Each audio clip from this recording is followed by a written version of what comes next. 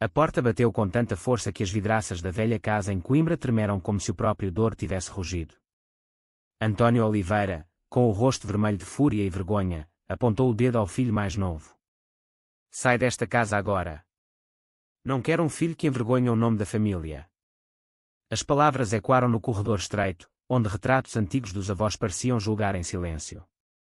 Tiago, aos 20 anos, sentiu o coração partir-se ao meio.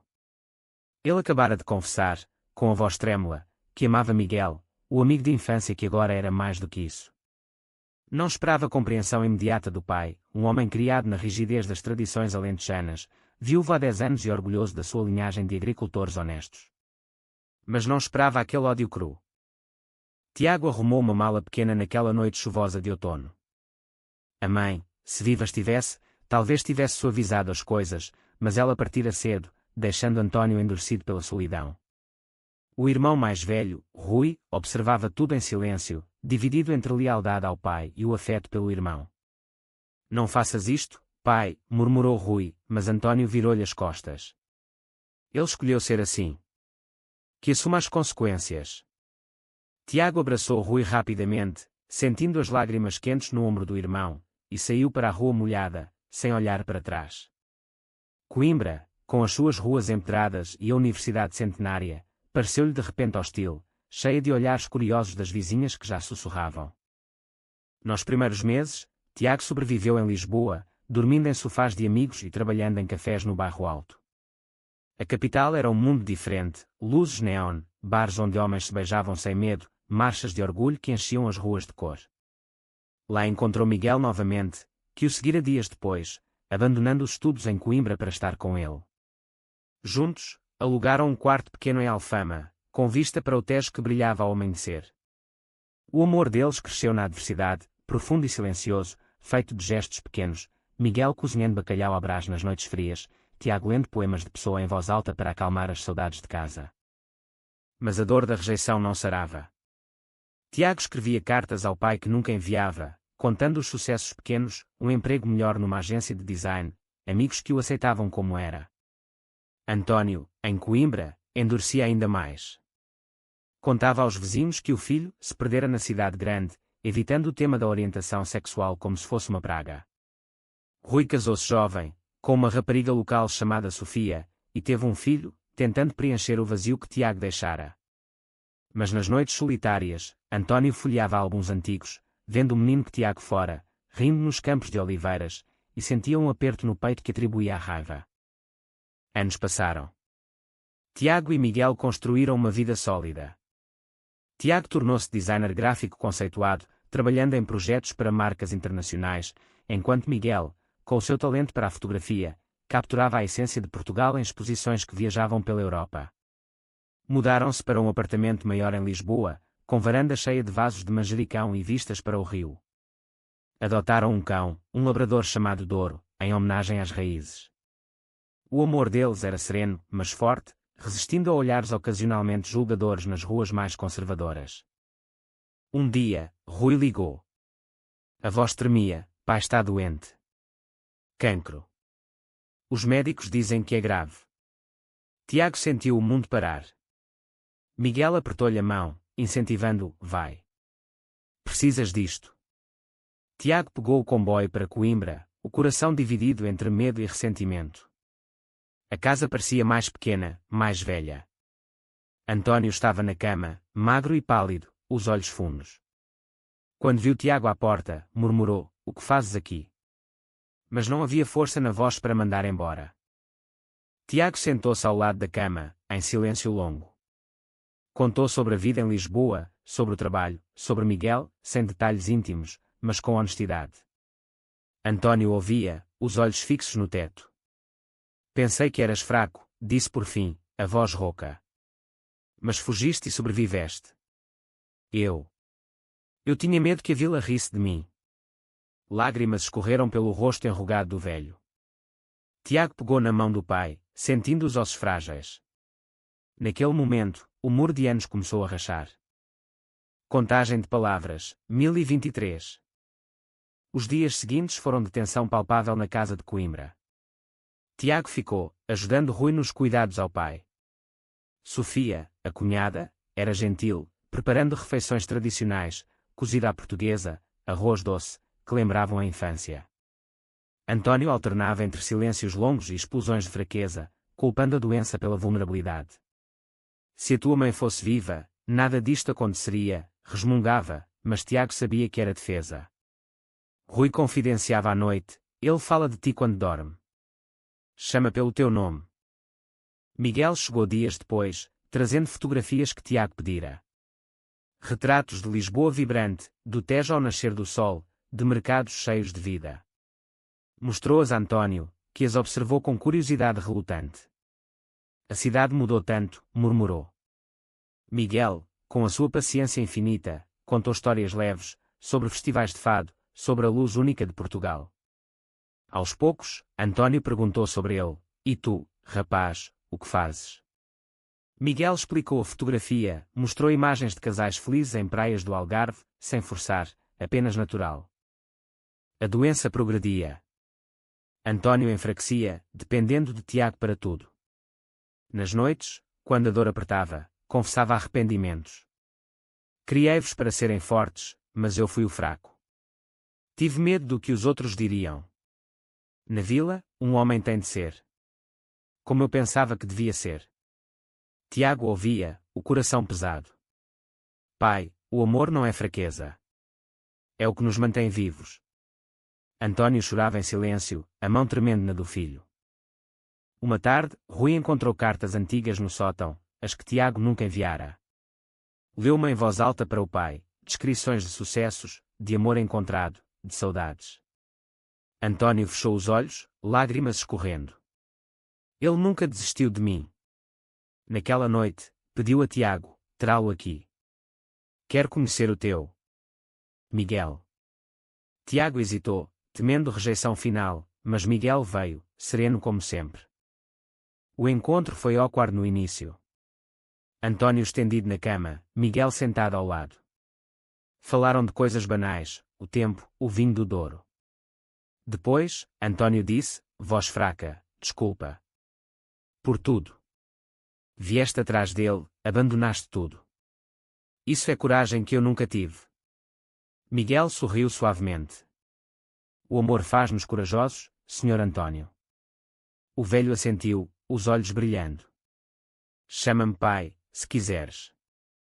A reconciliação era frágil, mas real. Antônio melhorou ligeiramente com os cuidados, o suficiente para sair ao jardim. Sentado sob a oliveira centenária, via Tiago e Miguel conversarem, rindo baixinho. Sentia uma paz nova, misturada com culpa profunda. Contou histórias da juventude, da mulher amada, confessando que o medo de perder o controle o cegara. Tiago perdoava aos poucos, sentindo o peso levantar. Mas o destino reservava twists. Uma carta chegou de um advogado. Antônio tinha um tumor, mas também uma herança inesperada de um tio distante no Alentejo, terras vastas, abandonadas. Quero que fiques com elas, disse ao filho. Tiago recusou inicialmente. Não volto para aqui, pai. A minha vida é em Lisboa, com Miguel.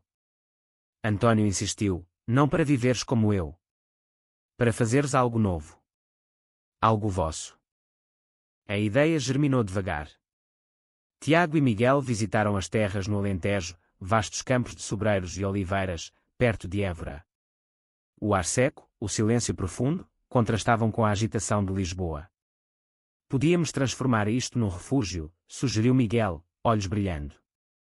Um lugar para artistas LGBT, para casais rejeitados, um espaço de aceitação no coração conservador de Portugal. Antônio, ao saber, sorriu pela primeira vez em meses. Usa o meu erro para construir algo bom. Tiago hesitou.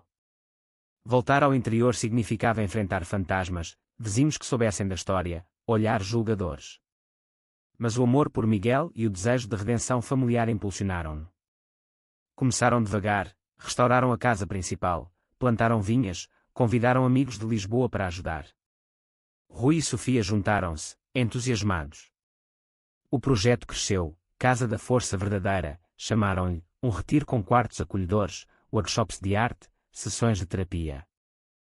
Antônio, agora em remissão milagrosa, mudou-se para uma casa pequena nas terras. Via o filho trabalhar incansavelmente, Miguel ao lado, coordenando tudo com graça. Os primeiros hóspedes chegaram, jovens rejeitados pelas famílias, casais em busca de paz.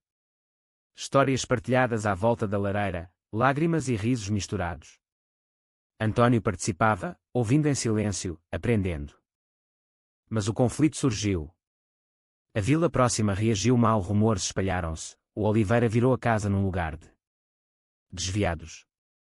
Protestos pequenos, cartas anónimas, um ato de vandalismo, vidros partidos uma noite. Antônio confrontou os vizinhos, voz firme pela primeira vez em defesa do filho. O meu Tiago é mais homem que muitos de vós. Construiu isto do nada, com amor verdadeiro. A vila dividiu-se, alguns apoiaram, outros afastaram-se. Tiago sentiu o velho medo regressar. Discussões com Miguel, talvez devêssemos vender. Mas Miguel, forte como sempre, insistiu, é aqui que mostramos a força. Não fugimos mais.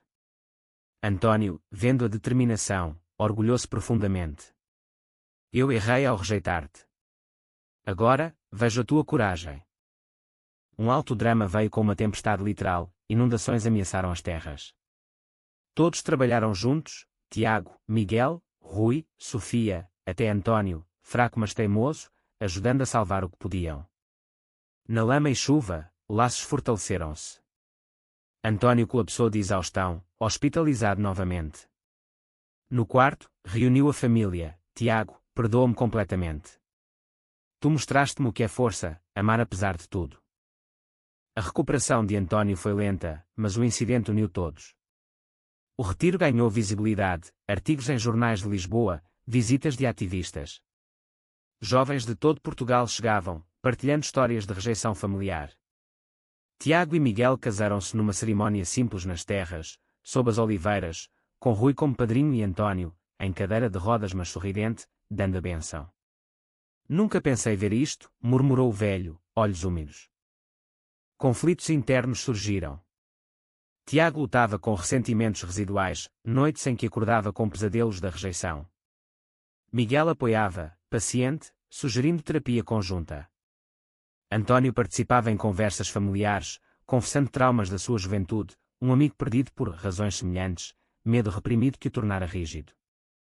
Um twist inesperado, uma jornalista investigativa descobriu que o tio distante, o doador das terras, fora gay, vivendo em segredo no Brasil, deixando tudo a Antônio com uma carta oculta, para que a família aprenda o que eu não pude ensinar. Antônio leu-a em voz alta, voz quebrada. Ele sofreu como tu, Tiago. E eu ignorei. A revelação curou feridas profundas, ligando gerações. O retiro floresceu. Parcerias com Ilga Portugal, eventos de orgulho locais. A vila mudou, alguns vizinhos visitaram, curiosos, e ficaram para jantares. Antônio tornou-se figura respeitada, contando a sua história de erro e redenção em palestras pequenas. Mas drama pessoal, Miguel recebeu oferta de trabalho em Paris, fotografia para uma grande revista. É o sonho, disse, hesitante. Tiago sentiu medo de perda. Discussões tensas, não posso abandonar isto agora. Antônio interveio, vai com ele, filho. Ou deixa-o ir. O amor não prende. Decisão dolorosa, Miguel aceitou, mas prometeram distância temporária, visitas frequentes. Separação de estojos. Cartas, chamadas, saudades intensas. Tiago mergulhou no retiro, expandindo-o com a ajuda de Rui. Antônio piorou novamente, sentindo o fim próximo. Os meses sem Miguel foram os mais duros para Tiago. O retiro prosperava, mas o vazio emocional crescia. Antônio, cada vez mais fraco, pedia histórias de Lisboa, de Miguel. Ele é bom para ti. Não o percas por teimosia. Tiago viajava a Paris sempre que podia, reencontros passionais mas breves, cheios de promessas. Um conflito maior, um grupo conservador local organizou protesto maior contra o retiro, alegando destruição dos valores familiares. Manifestação à porta, gritos, polícia chamada. Antônio, apesar da fraqueza, saiu à rua, confrontando os valores familiares. Eu destruí a minha família com ódio. Aprendi tarde, mas aprendi. Deixem os meus filhos em paz. A coragem do velho impressionou a vila, muitos vizinhos defenderam o retiro, dividindo a comunidade mas isolando os extremistas. A notícia espalhou-se nacionalmente. Entrevistas, apoio de figuras públicas. Miguel voltou temporariamente, ajudando a gerir a crise. Juntos, enfrentaram Média, contando a história da redenção familiar. O meu pai desprezou-me por ser gay. Anos depois, viu a força no amor que construí. António entrou em fase terminal. Reuniu todos à cama: Tiago, Miguel, Rui, Sofia, o neto pequeno. Tiago, tu mostraste-me a verdadeira força. Não é rigidez, é perdoar e amar. Abençoou o casal, pedindo que Miguel ficasse. Ele é da família agora. Morreu serenamente dias depois, mão na de Tiago. O funeral foi emotivo. Vila inteira presente, muitos arrependidos. Tiago falou: o meu pai errou, mas redimiu-se. Ensinou-nos que o amor vence o preconceito. Miguel recusou Paris permanentemente. O meu lugar é aqui, contigo. Expandiram o retiro em homenagem a António, Casa António Oliveira, espaço de cura para famílias divididas pela orientação sexual. Anos depois, o retiro era referência nacional. Casais reconciliavam-se lá, pais aprendendo com erros passados. Tiago e Miguel adotaram uma criança, uma menina chamada Maria, em honra da avó nunca conhecida. Criaram-na no Alentejo, rodeada de amor incondicional, com Rui e Sofia como tios próximos. Tiago visitava o túmulo de António regularmente, contando novidades. Pai, viste? A força que mostrei veio de ti, no fim. Senti a paz profunda, o ciclo fechado. Batizado de Maria foi celebração grande, amigos de Lisboa, hóspedes antigos, Vila Unida. Miguel fotografou tudo, capturando sorrisos genuínos. Na festa, sob as oliveiras, Tiago abraçou Miguel, superámos tudo, rejeição, doença, distância. A história espalhou-se, inspirando muitos. Jovens rejeitados encontravam esperança na jornada de Tiago, de filho desprezado a homem forte, construindo legado de aceitação. No pôr do sol alentejano, Tiago olhava o horizonte, Maria correndo nos campos. O amor, profundo e resiliente, vencera preconceitos. António, onde quer que estivesse, orgulhava-se finalmente. Portugal mudava devagar, mas histórias como aquela aceleravam o processo. O desprezo virou redenção, a fraqueza aparente revelou força eterna. Tiago provara: o verdadeiro poder está em amar abertamente, perdoar profundamente, viver autenticamente.